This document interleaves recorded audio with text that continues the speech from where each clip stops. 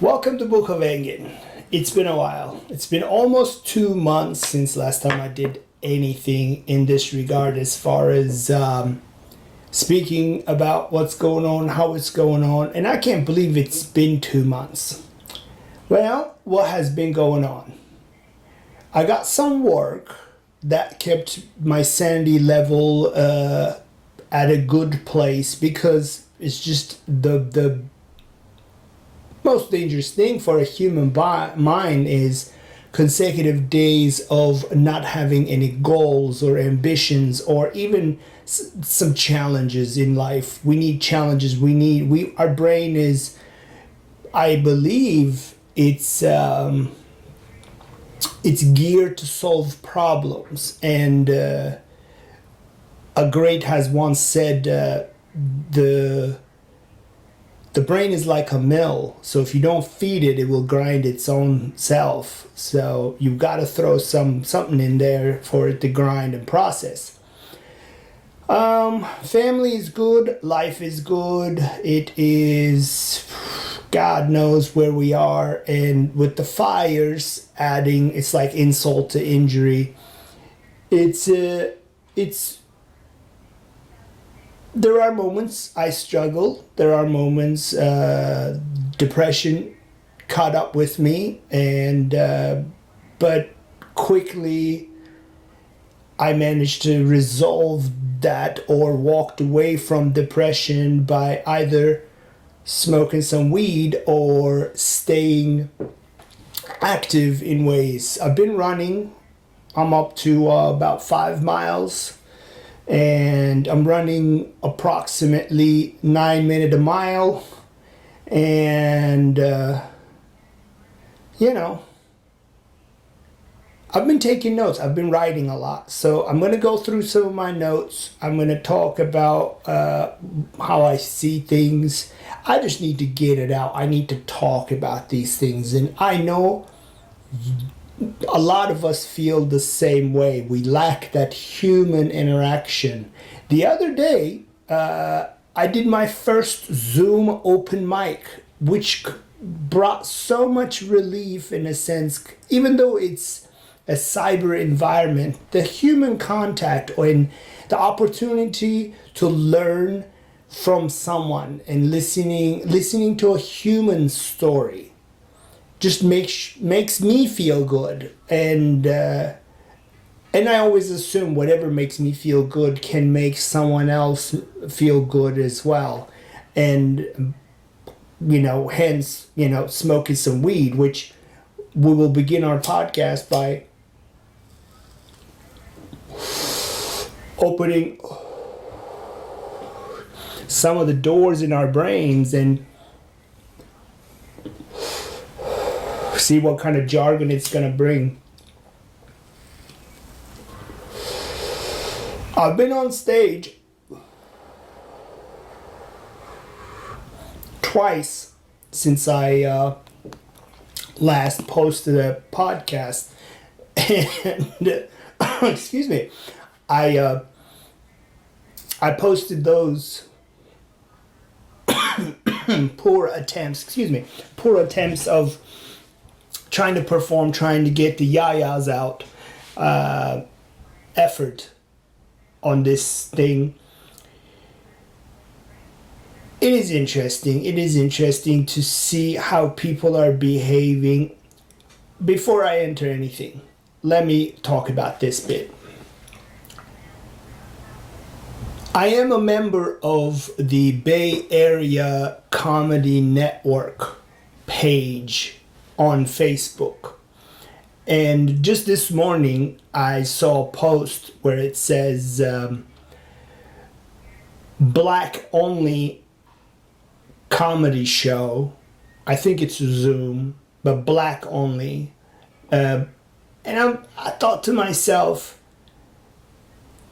Black, what is this? What are you trying to do here? This does not make any sense to me. A lot of, I've been called a lot of things since I moved to the States, and because of how I look and how I sometimes sound, like people perceive that I'm just a white man and I have my conditioning towards certain things. I'm not a white man. I'm a Turkish man. I was born and raised there, and I moved to the States in 2004. And since then, I've been just, watching all these developments as an outsider. And I'll tell you what, I'm very happy to be here. Anyone who knows me, they know how much I love this country and I love being here. The opportunities that I've been presented with has been endless. They all took hard work. None of these things fell on my lap. But I don't think I would. I would definitely have a life, and it would be a colorful life had I stayed in Turkey. But here, I got into all sorts of different adventures. And watching things as an outsider, ignoring all these labels people try to stick on me, it won't stick. Because I'm none of those things. I don't even have that background. Like, I just wrote a joke about this. If someone came up to me and said, "Hey man, would you kneel and apologize to a black person about all the things that's been done to them?" My answer would be no, because I'm not from here. I don't owe them anything. I don't owe anything to anybody. I owe something to my parents for raising me the way I am. But, by my outlook, people think, well, maybe, we can convince this white guy to kneel and apologize. All right, it's not my deal. Now, if we want to speak about Armenians and Kurds, maybe, but again, I don't feel responsible for what had happened to Kurds and Armenians. How can I be held responsible just because I am who I am? Or I was born in a certain community. I didn't do any of these things. I have Kurdish friends. I have Armenian friends. I have Greek friends. Although the school, the doctrine is that all these groups I should be wary of them. But I have great Kurdish friends, great Armenian friends, great Greek friends. I don't sign into that behavior. So this all black comedy effort, it puzzles me. It puzzles me because if we are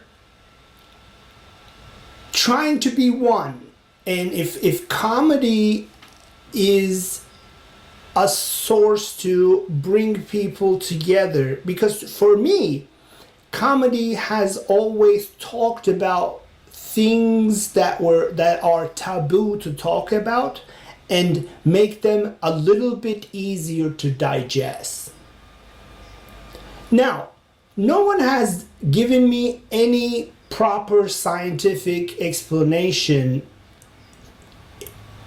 in regards to why anyone would feel the need to have an all-black comedy show at this day and age. I don't get it. Oh, us black people want to be all black and blacked out and surround ourselves with black people. Is that the sentiment? If that's the sentiment, why do you question the white man's sentiment to just, like, whoever those people are, want to be all white and just keep it white? How is two wrongs make one right? I don't get it. I do not understand it. I don't understand the white man's sentiment to be all white, nor I understand the black people's to be all black. Why can't we just be human? I thought that was the understanding, and I thought that was the debate. I thought that was the conversation. It's baffling to me, and nobody even talks about these things through those angles. It's always a side. It's a side. And even a person such as myself, who essentially, I'm on the side of America. I'm 46 years old. I have 2 daughters. I don't have the energy to move to another country. This country needs to win. I said this many times. And if the initial conversation, the conversation starter is equality, same rights and such, then why do we need this all black comedy? only us black people understand our own humor, so we just won't be black. What is that? What kind of need is that? And perhaps one needs to just then accept, at that junction, one needs to accept the so-called white man, whoever they are again, I don't know any myself, but who are they they just want to keep it all white, like all white comedy. Imagine if I tried to do that, all white comedy. Please, white people, DM me. That'd be, I don't know, I think they'll hang me in front of the state building on a Friday if I did something like that. I'd be completely castrated. That's dumb. That is dumb. So, and here's another thing. The people who do these things, they don't live in a ghetto. They don't live in some dangerous parts of United States. They don't live in Chicago where the murder rate is so high. They don't live in Detroit after the industrial crisis, how the values and the communities have diminished in Detroit because there were no jobs and all sorts of things happened. The people who do this are sitting in their comfortable apartments in Oakland, San Francisco. I don't buy it that they are suffering. Or here's the thing, I don't buy it that they are suffering more than I'm suffering, if some suffering needs to be talked about. Since I moved here, because of my accent, because of my way of trying to deliver my point, and language, it's a barrier. And even to native speakers, we watch it all the time. They're having a hard time understanding each other, let alone some foreigner comes here and tries to express himself in a fourth language. However, I ran into all sorts of obstacles, but I perceived them as obstacles of life, not some racism or oppression and whatever. Just that we need to kind of we need to hit a reset button and properly identify what's what again. We have to do that, because the person in Oakland who's doing this all black comedy thing has a job. Or maybe not, I don't know, times are hard, everybody is in limbo, but it's just surviving in Oakland. Let's say you come from these dangerous, so-called dangerous parts of United States for black people. You came to Oakland, you got out, man. Now your job is to just get better. Get better at your craft, get better at whatever you need to do. Get better at yourself.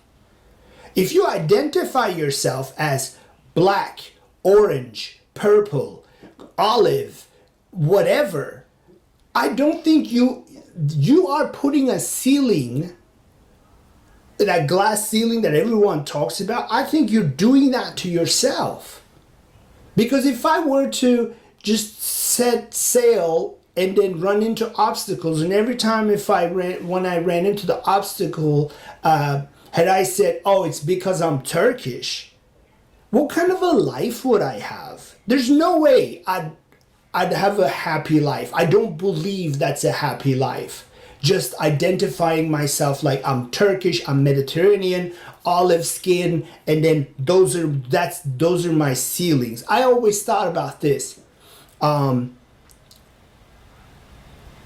other person who got the job was better than me. Now, were there occasions where someone who wasn't better than me got the job? Yes.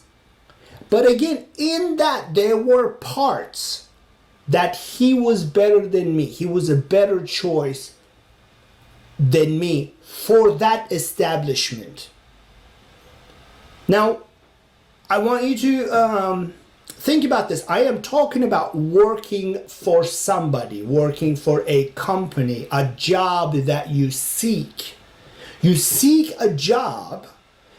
That means you are agreeing to play with their rules because they are the company. They created a wealth, and in that wealth, they have created jobs. And then you go for it, you race for it, and then you try to get that job. Now you're obligated to speak their language and follow their rules. The company I worked for banned flip-flops. It's the national footwear of California. And I was working for the cycling industry. The company banned wearing flip-flops in any event where you're representing the company, and I'm supposed to be like a mountain biker, cool, shaggy, speedy, rad dude, and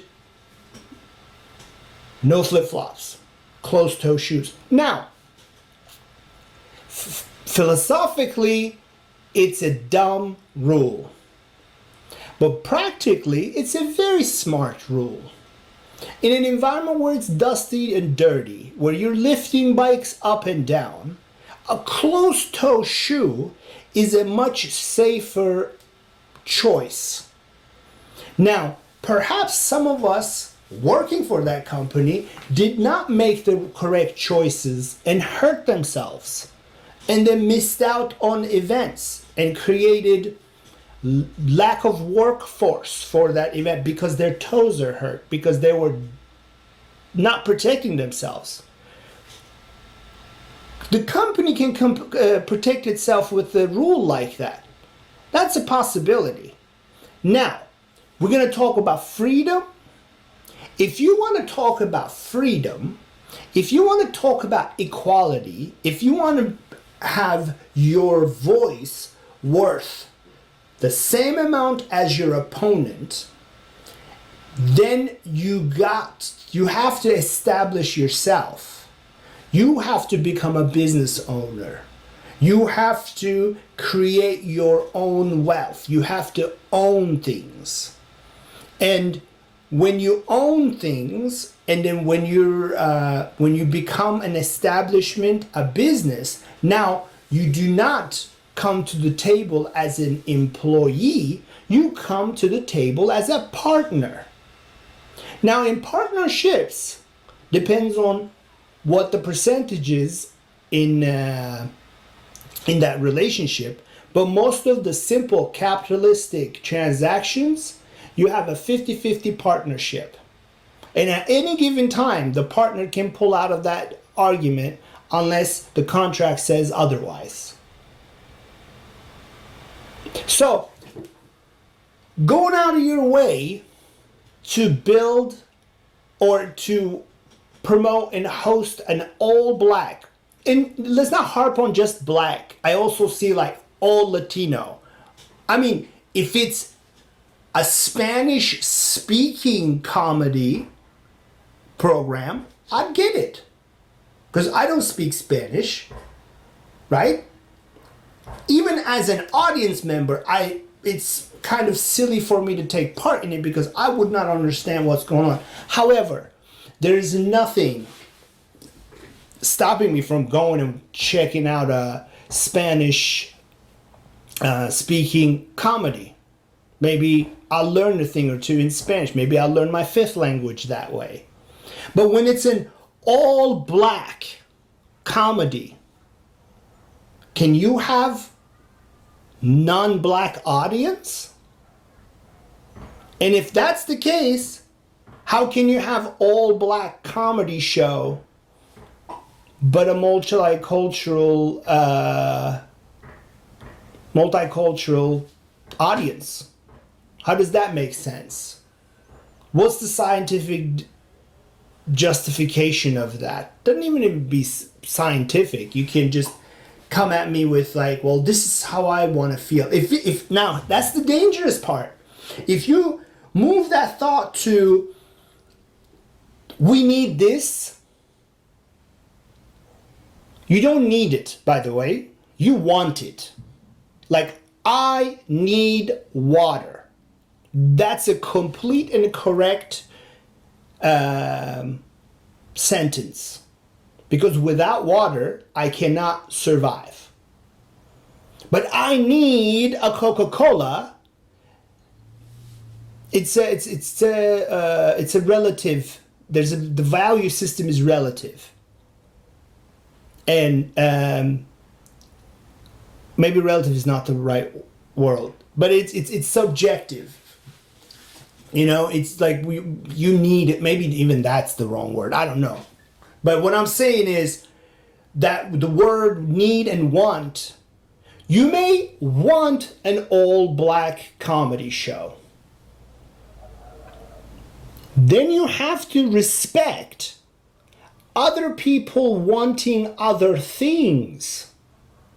If that's your explanation, if your explanation is because I wanted so, that automatically obligates you to respect the other person's wants, not their needs, wants. Needs are easy to determine. If you're hungry, you need food. If you're homeless, you need shelter. If you're sick, you need drugs or a remedy to your sickness. The rest of the stuff is want. You may need a car to go back and forth to work, but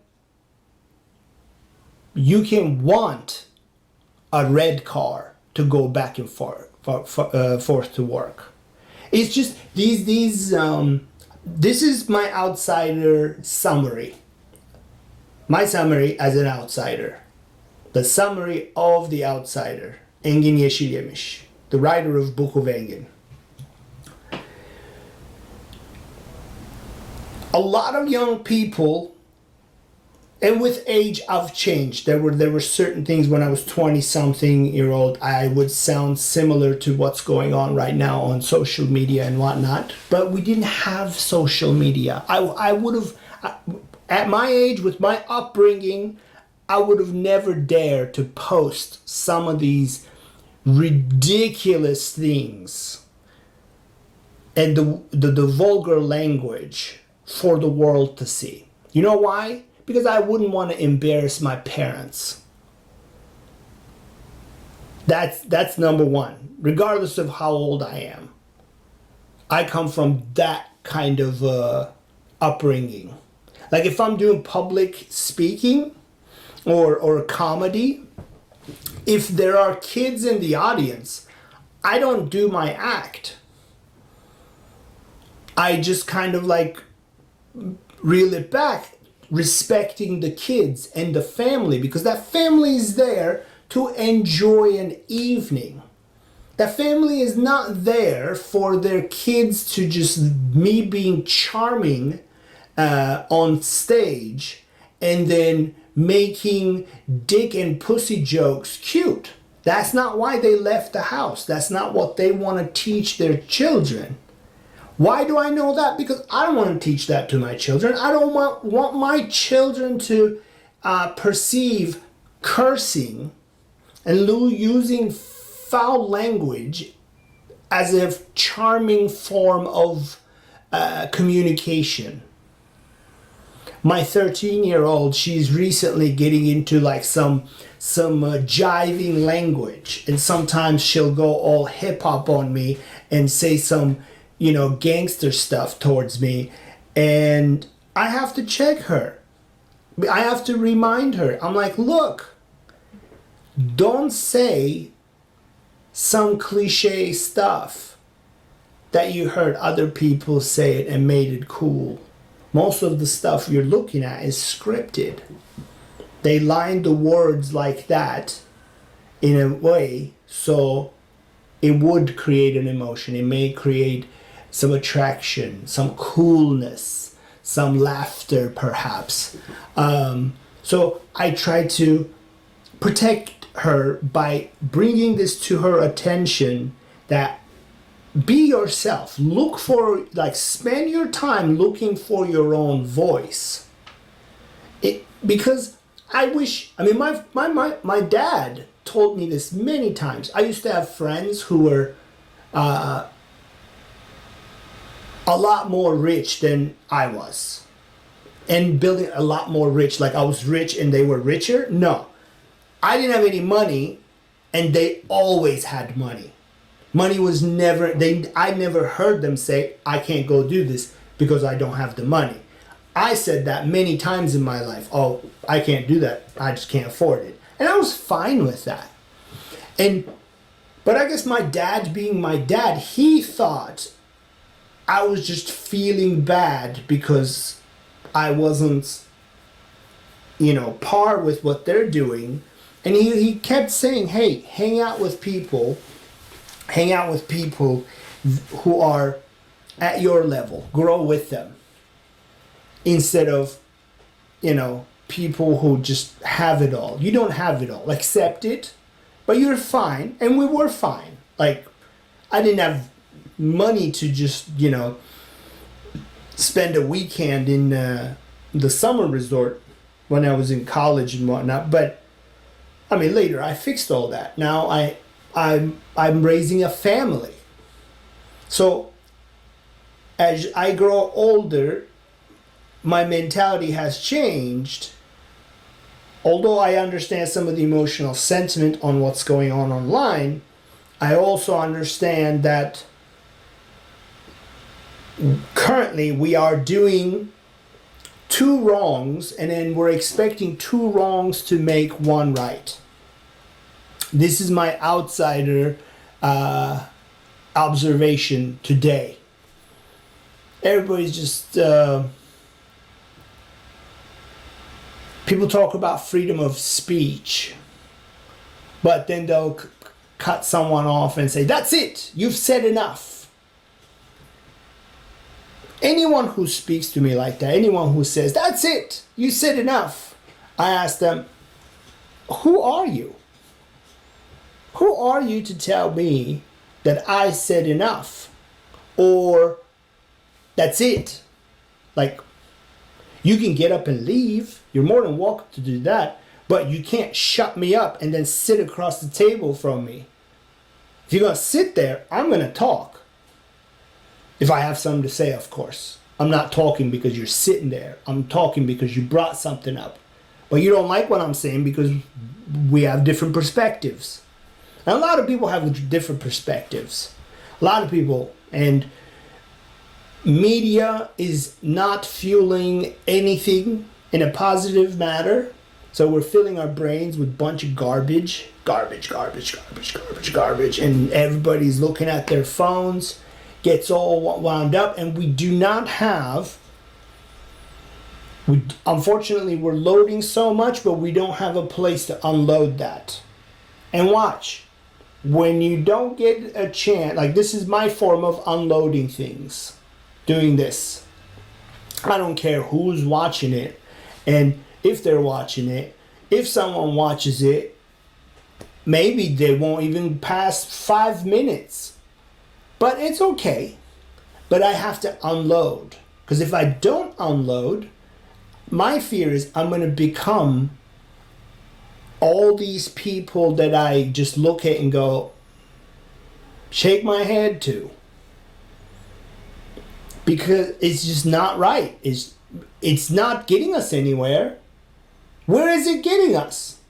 Now we have people shooting each other on the streets. Civilians are shooting each other. And I really don't give a shit about what you think about guns. I really don't. Because you're against guns because you don't have guns. You don't know how to use guns. You don't come from a family who taught you how to use the guns. It's as simple as that. That's the bare bone gun argument. Now, should there be vigorous background check before you've purchased a firearm? Of course. Other than that, shut the fuck up. This is America.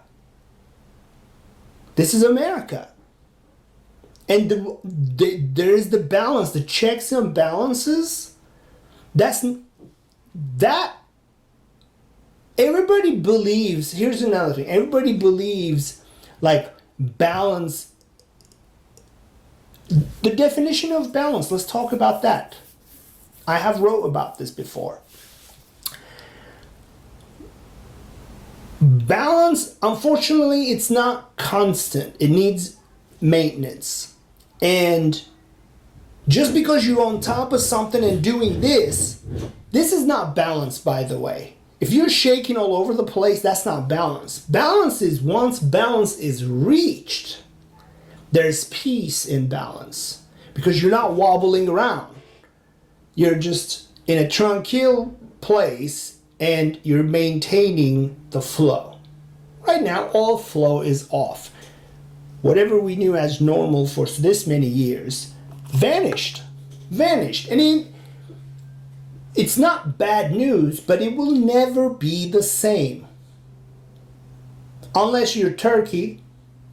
I'm looking at pictures of my friends in Turkey. They're just like getting on with life. Just normal life. Everybody's back to work. People are in restaurants, summer resorts.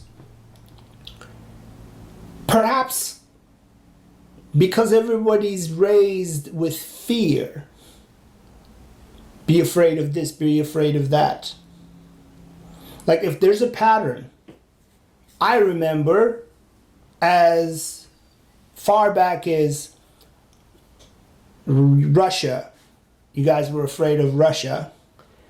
And I was watching all this in Turkey. You guys were afraid of Russia. And then all these movies were made. We weren't afraid of Germans. We weren't afraid of Nazis because the movies were made that Nazis were done. We killed them. We made movies about that.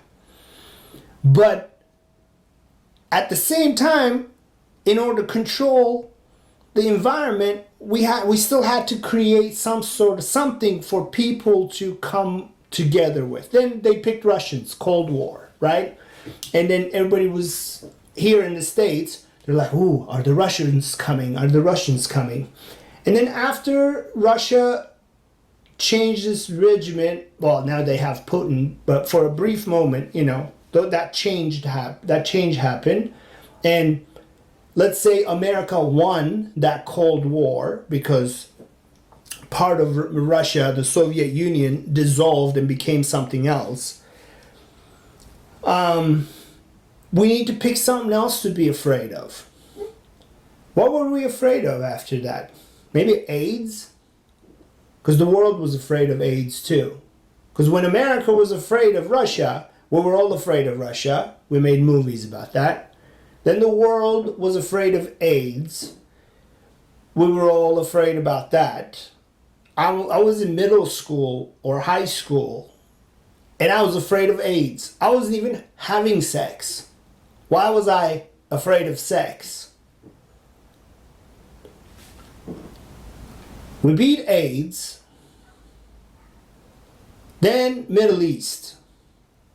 Middle East and Islam. We were just afraid of that for a long time.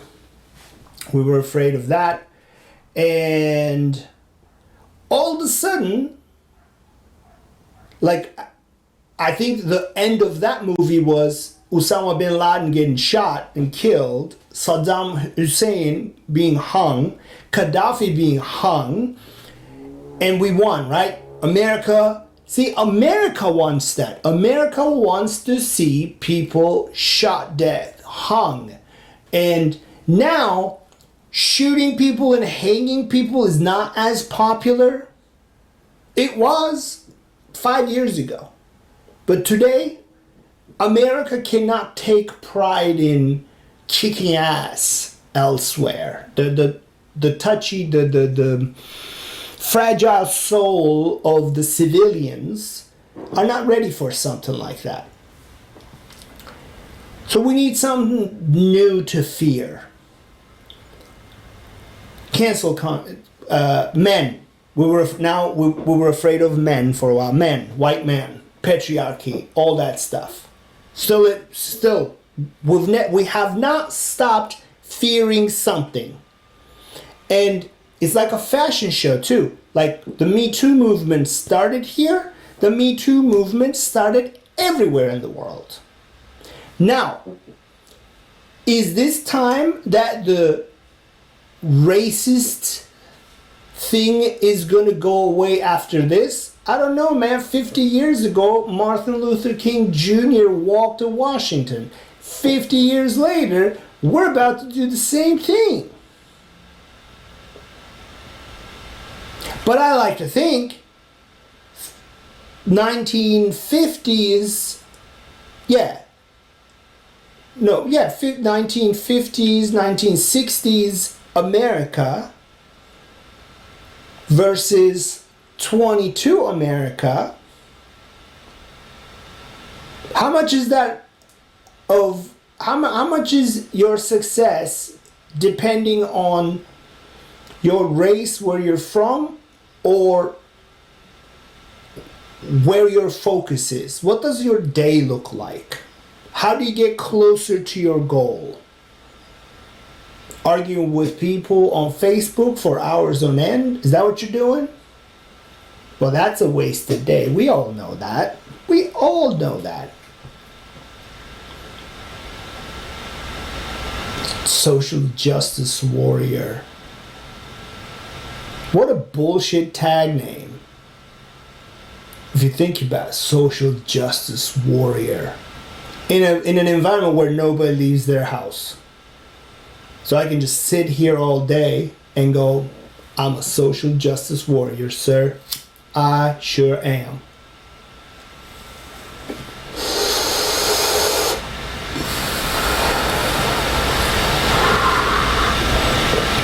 Smoke weed and yell at one another. See, with younger generation, like I have through theater and whatnot, I have mid-20s to early 30s friend group, and they're just walking around miserable. Before all this, they were walking around miserable, and their reactions to hello was always meh, meh. And you can challenge me. You can say, hey, Engin, someone can feel meh. Sure, but all the fucking time? If you're feeling meh all the time, then you gotta make some changes. Gotta make some changes. I'm not talking about people who really have mental illnesses, because when you have a serious mental challenge, or there's some sort of a chemical imbalance in your brain, I get it. You may need help, and you should go get the help.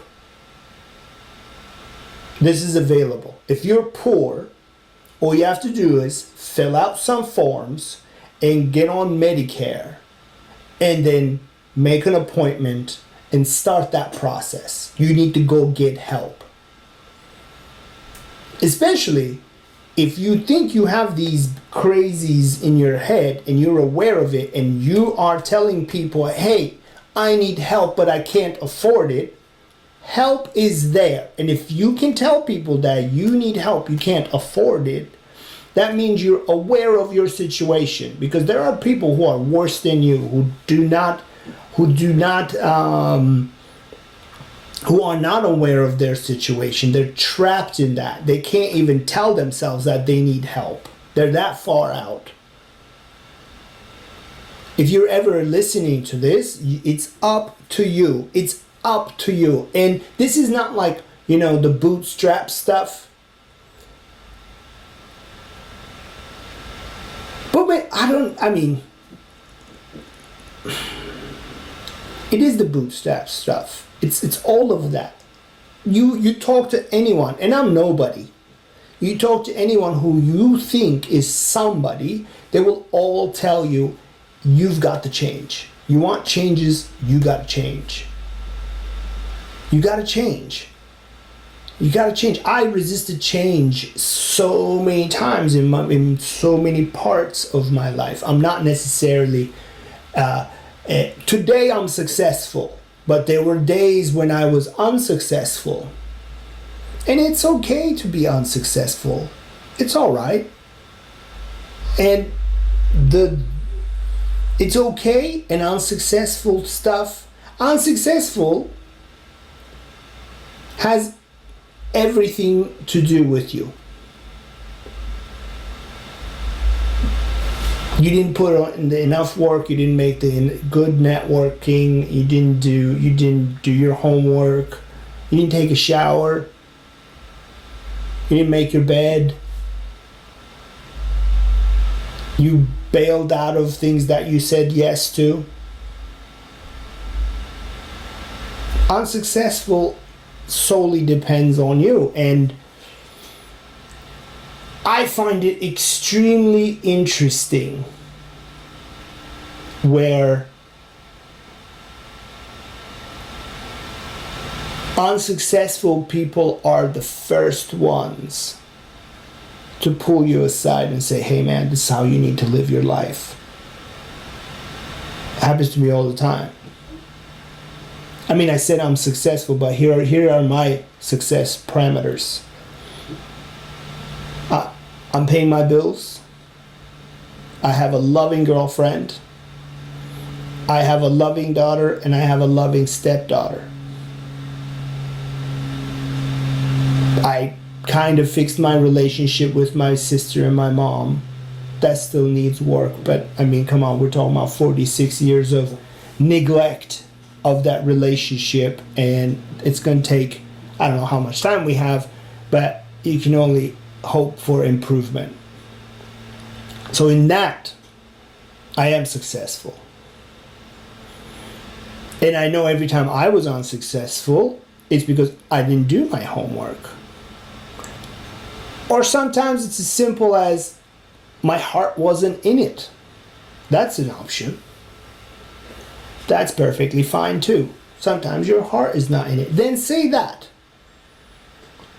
Don't put it on the others. Say that. I had to learn that in the hard way. I really did. And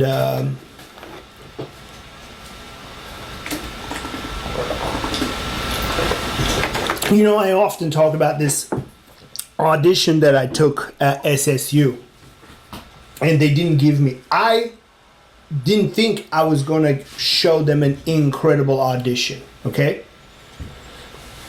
I assumed after having played for them for a year, they knew what I'm capable of. And I went to the audition as part of formality because I was told I need to audition for the money. I didn't realize that entire decision would have been based on the 10 minutes they give me. So essentially, they didn't give me the full scholarship I'd need to complete my music education. And I did protest. And I did point out the fact that, hey, I played for you for a year. And I told you the only way I can come to school is if I can get this support. Without the full pay, I can't do this. And they chose, after having seen me and play for them and, you know, help their program, because they were short on bass players, and without a bass player, they couldn't have all the programs that's in the curriculum to move forward. So I played for them for 2 semesters. And all the professors got paid handsomely. This is State University right here. And I thought, and my demeanor, the way I carried myself, the way I, you know, what I brought to those bands, I don't know, my peers complimented me for what I did for the bands, musically and personally. But the powers be did not find me worthy of that money so I can get the education and put myself on track to do the practice. And without that money, it's not possible for me to take time away from work, look after my family, my household, and chase that dream. That's not possible. That's not possible. It's too much weight that I personally cannot carry. Maybe someone else is stronger than me, but the way I saw it is it's going to be a lot of wear and tear on my family as well. But had I gotten the full scholarship, that would have allowed me to do it without putting stress on my family. Because if I'm stressed, they're going to feel it. That's how it works in any family member. If one family member is under stress, the rest of the family feels that. And family members can help you so much. But you can only demand so much from your family members as well. Then eventually they'll say, no, enough is enough. Like I did to my mom and my sister. I said, enough is enough. These things you guys are asking for is just creating problems for me.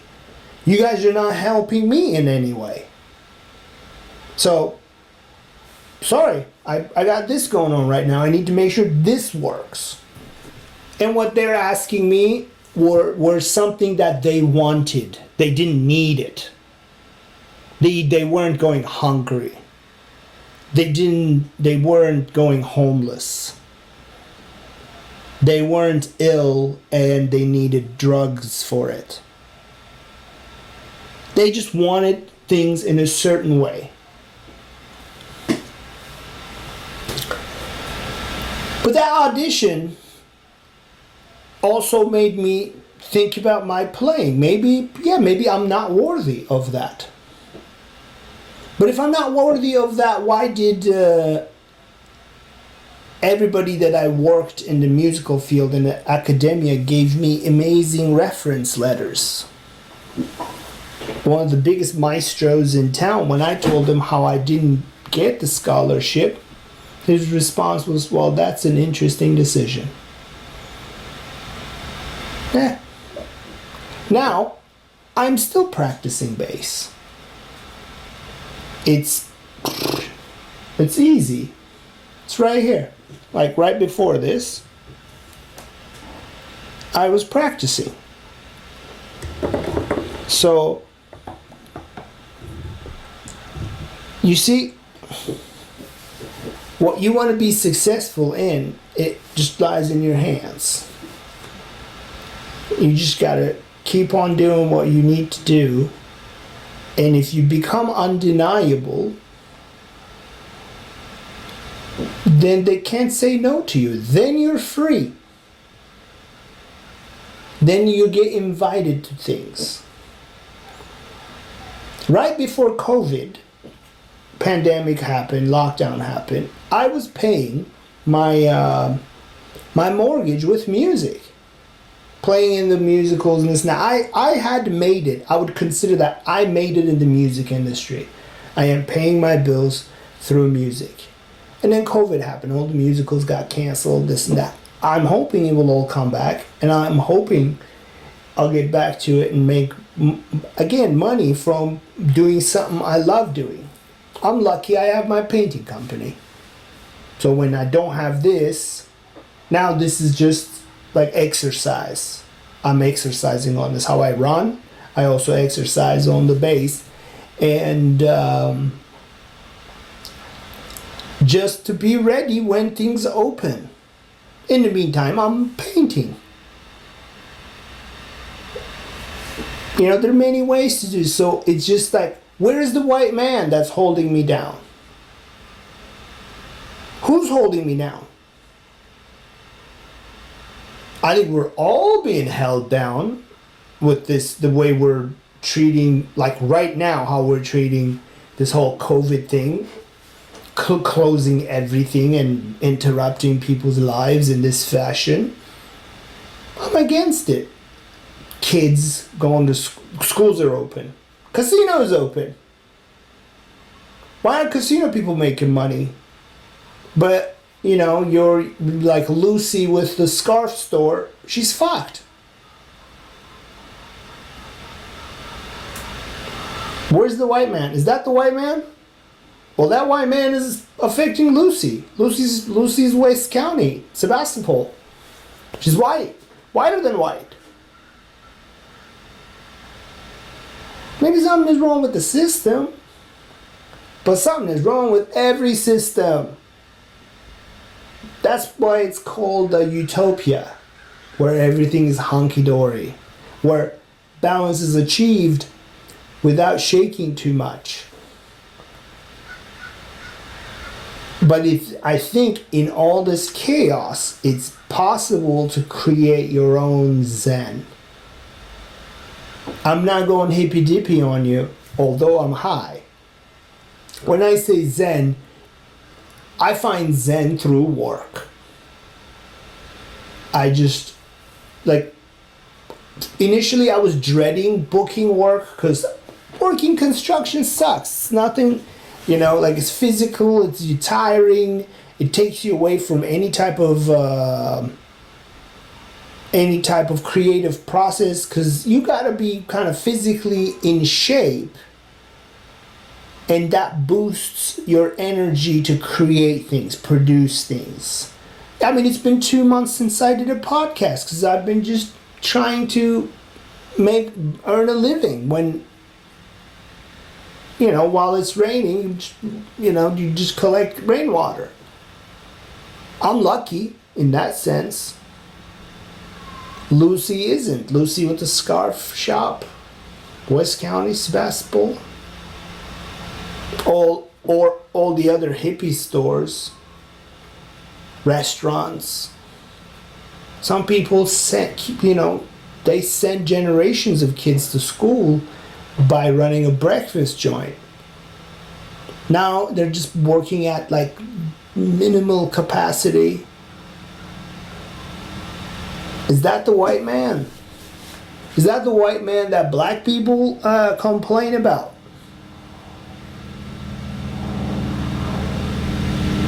I don't know.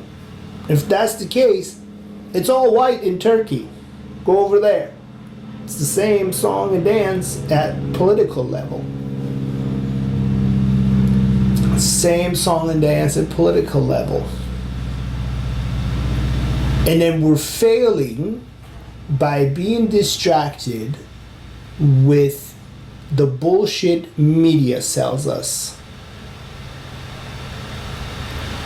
And media sells you into this, and each industry, each segment, each race has their own media. And all this garbage, after being installed in your brain, you are choosing to make an all-black comedy show. I don't get it. I don't get it. My Turkish brain is not grasping that behavior. Instead of bringing people together, man, it's just like anyone who is genuinely successful in the love department, anyone you think a person that's being loved, despite how successful they are, is awesome. But how much they're loved, they are all gracious hosts. They're gracious. They are happy that you're there at their party. Instead of the behavior of, this is my party, so you're welcome that I invited you. That is such a shitty human, if you ask me. The one who throws a party and acts like you're welcome. It's a privilege for you to come to my party. There's cake on the table. Please help yourself. That's a shitty person. And I don't want to go to that party. I'm not interested in that party. I get invited to such parties all the time. Hey, we're doing this. Make sure to wear white. We're going to just do black lights everywhere. Not black lights. this? No. We're white. What is this? No, it's a bunch of hippie dippies. They're like gonna put daisies around their hair and just like dance around on mushrooms under black lights. It's not the white attire that you thought of. The black person who wants a all black comedy show. That is ridiculous, man. That is stupid. That is stupid. And I want to talk to that person. Like, I wrote to that post. I said, like, what the fuck? This is such an uncomedian thing to do. Nothing. And comedy without balls. You guys want to talk about that? Comedy without balls is not convincing. I much rather see someone with like balls owning up to what they're saying on stage than listen to some calculated good joke delivered by an unconfident person. Is that unconfident? I'm confident. I'm not confident. Not so confident person. I don't want to, even if let's say Dave Chappelle writes a joke and then someone who's not confident delivers it, probably the line is going to be still hilarious. But that lack of confidence, get off the stage, please. Get off the stage. Get off the stage, because when off the stage, that very person will come to you and talk to you about how you need to go about your business.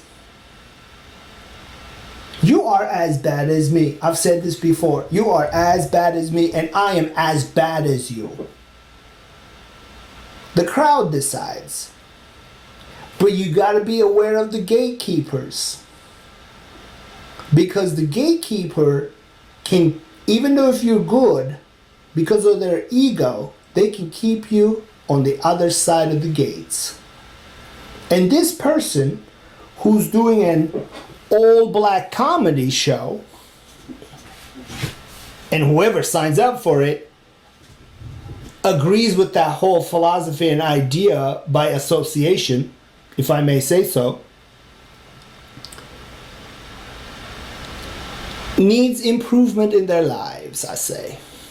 They need to sweep their own, front porch first before they go on to pick and choose who's going to be part of this and not.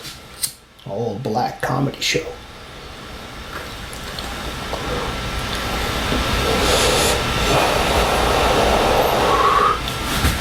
Steve Harvey and his masterful friends, all black cast, they did a show. They toured the country. They didn't call it Black Kings of Comedy. They called it Kings of Comedy.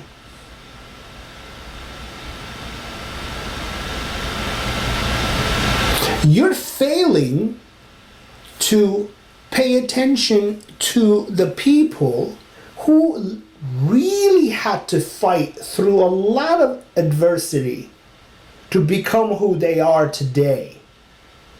You fail to take notes from them, and then you're going to put together a black only comedy show. That's the goddamn title of the post too. The Black Only Comedy Show. How did your ancestors feel when they walked to a building where they had the signs, whites only?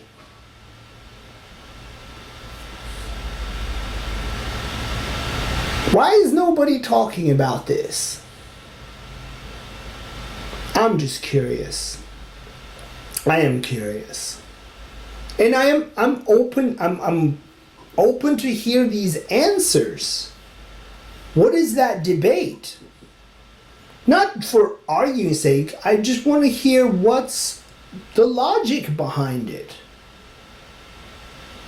A good friend of mine once showed me like an article written by somebody, and this friend of mine, she's a successful poet, you know, poetry slam winner and then stuff. She showed me like this article that tried to justify why black people need to be just with black people for a minute. I read the article. The article did not say anything. Like I do not remember a thing except the title. It didn't bring anything, any information that I can share with you here. But evidently, this person believes and justifies in this article. Look it up. I'm sure it's there somewhere. I'm sure it's easy to Google. Why black people need to be surrounded by all black people. Now, having said that, Google this too. How did some American blacks some American blacks feel when they visited Africa? Most of them say, well, I felt like an outsider there as well. Because you just carried over your conditioning to Africa in hopes that everybody was going to be like, oh, brother with you. You're not from there. They know you're not from there. They need to get to know you. So perhaps this whole, like, I'm white, so if I go to London, I will be accepted immediately. But as soon as I speak, they're like, oh, you speak American. And here we go. Good luck with that now. Now I have to answer questions about Trump in London. See what I'm saying? You see what we do with language and where we put our focus on? And then eventually, after so many years of what Martin Luther King or Malcolm X tried to do, I mean, I guess that's it could be, but Malcolm X thing to just have a all black something. Comedy show though. Comedy show. As long as blacks continue to have all black something something, as long as Asians from any country, they tried to do their, like Chinese do their thing, Japanese do their thing, Vietnamese do their thing, Koreans do their thing, and they just keep it. And most of the time, the Asians kind of keep it together to themselves. Mexicans keep it together to themselves. Mexicans don't sprawl out into the white world, you know. Maybe we need a few more generations. But they keep it together. Turks keep it together, or not. Or they're just like me, Ronan, just by himself. I don't regularly see any Turkish people because nothing against them, it's just not a thing. My social circle has variety of people, but Turkish people. Now, am I racist towards Turkish people? I don't think so. I don't think so. However, I do miss Turkish humor. Turkish humor is pretty special, and it only works with Turkish people, obviously, because it's the language, the play of that. If you understand Turkish, see, I can have a Turkish comedy night, but where am I gonna find a talent from? Can you imagine that? Can you imagine that? Or Turks only in English, then what kind of audience am I leaving out? Maybe the Greeks won't come, or the Armenians won't come, or the Kurds won't come, because it's Turkish. It's stupid. It's stupid. It's terrible marketing, by the way. It's terrible marketing.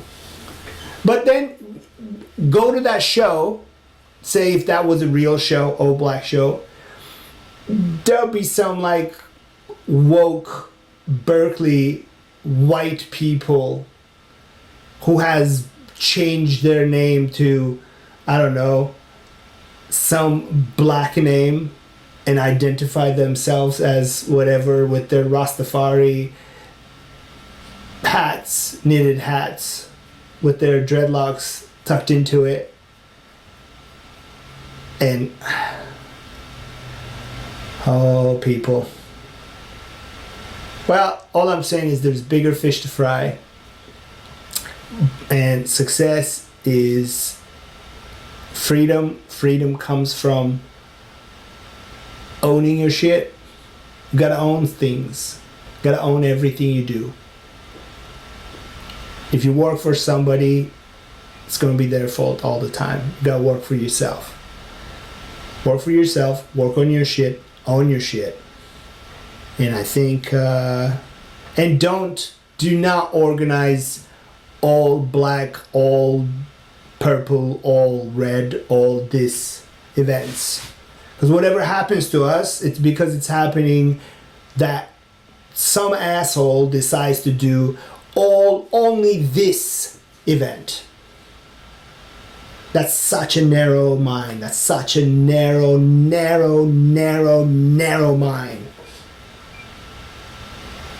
That's not woke. Anyway, my name is Engin Yeşilyemir. This is another episode of Book of Engin. If you've reached this far, please like, subscribe, and let your friends know. God bless you. Have a wonderful, wonderful evening and day. Bye-bye.